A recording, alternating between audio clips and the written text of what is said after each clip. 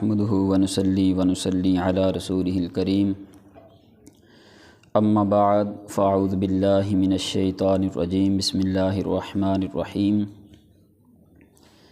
ان الذين كفروا وماتوا وهم كفار اولئك عليهم لعنۃ اللہ والملائکۃ والناس اجمعین۔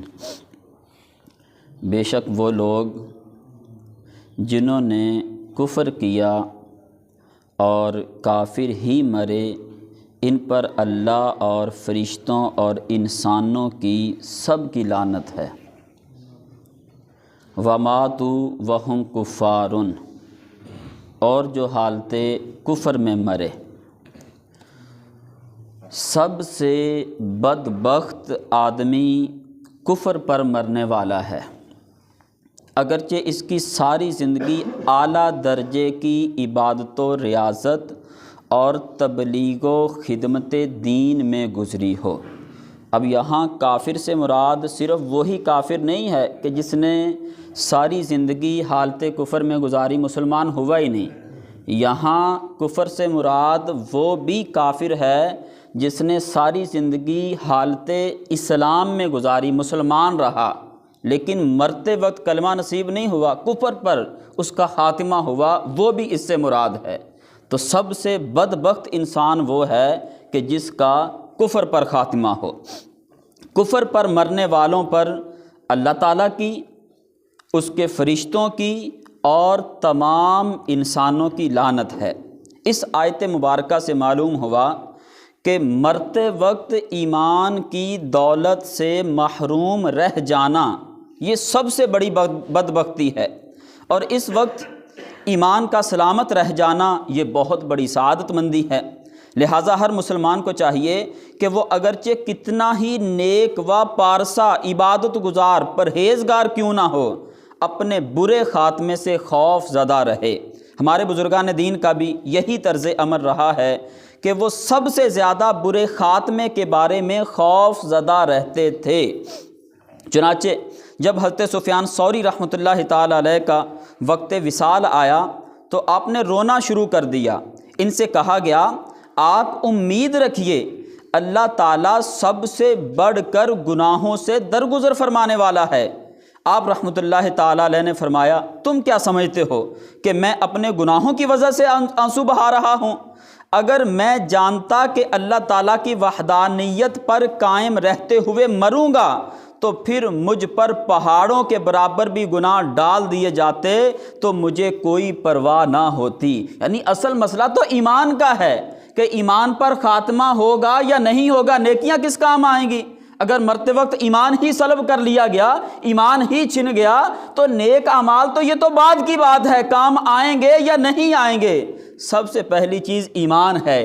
آپ نے فرمایا کہ مجھے یہ خوف نہیں ہے کہ میرے گناہ ہیں، نیکیاں ہیں یا نہیں ہیں، بلکہ رو تو اس وجہ سے رہا ہوں کہ ایمان پر خاتمہ ہوگا یا نہیں ہوگا۔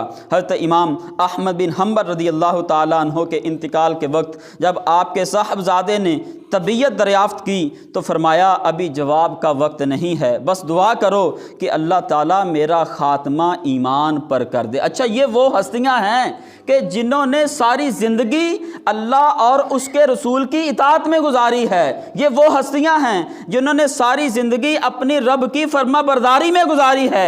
ان کو خوف خدا اور اپنے ایمان کے سلب ہو جانے کا اتنا خوف ہے، اتنا ڈر ہے کہ مرتے وقت رو رہے ہیں کہ نہ جانے خاتمہ ایمان پر ہوگا یا نہیں ہوگا۔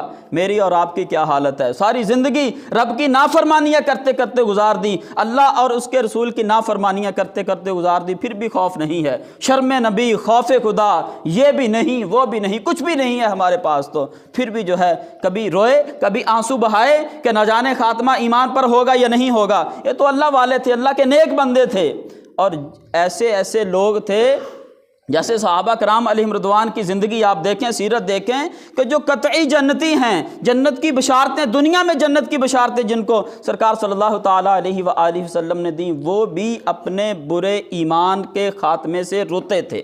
حضرت عمر فاروق اعظم رضی اللہ تعالیٰ عنہ کے بارے میں آتا ہے، کبھی زمین سے تنکا اٹھا کے فرماتے کاش عمر یہ تنکا ہوتا، کاش تیری ماں نے تجھے جنا ہی نہ ہوتا۔ کیوں کیونکہ پتہ نہیں خاتمہ ایمان پر ہوگا یا نہیں ہوگا۔ یہ صحابہ کی زندگی، بزرگان دین کی زندگی دیکھیں، اس لیے ہم سب کو بھی اپنے خاتمے کا جو ہے وہ غور و فکر کرنی چاہیے کہ خاتمہ ہمارا ایمان پر ہوگا یا نہیں ہوگا۔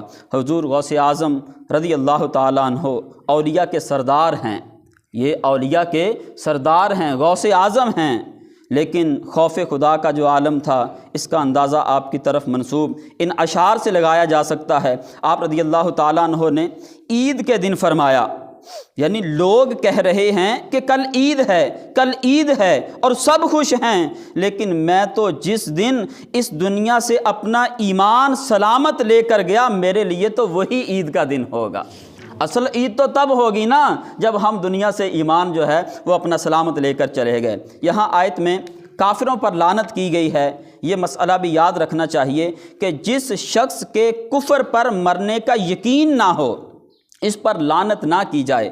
نیز فاسق کا نام لے کر لعنت جائز نہیں، جیسے کہا جائے فلاں شخص پر لعنت ہو، البتہ وصف کے ساتھ لعنت کر سکتے ہیں، جیسے احادیث میں جھوٹوں، سود خوروں، چوروں اور شرابیوں وغیرہ پر لعنت کی گئی۔ نیز وصف کے اعتبار سے لعنت قرآن پاک میں بھی کی گئی، جیسے جھوٹوں کے بارے میں فرمایا گیا لعنت اللہ علی الکاذبین، یعنی جھوٹوں پر اللہ کی لعنت ہے۔ والناس اجمعین، اور تمام لوگوں کی لعنت ہے۔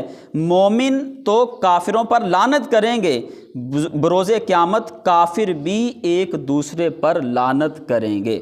تو اس لیے ہم کسی کو لعنتی نہیں کہہ سکتے، خاص کسی شخص کے لیے لفظ لعنت استعمال۔ بعض اوقات ہمارے گھروں میں بھی مائیں بھی کر رہی ہوتی ہیں لفظ استعمال، فلاں پر لعنت کا مطلب ہوتا ہے اللہ کی رحمت سے دور۔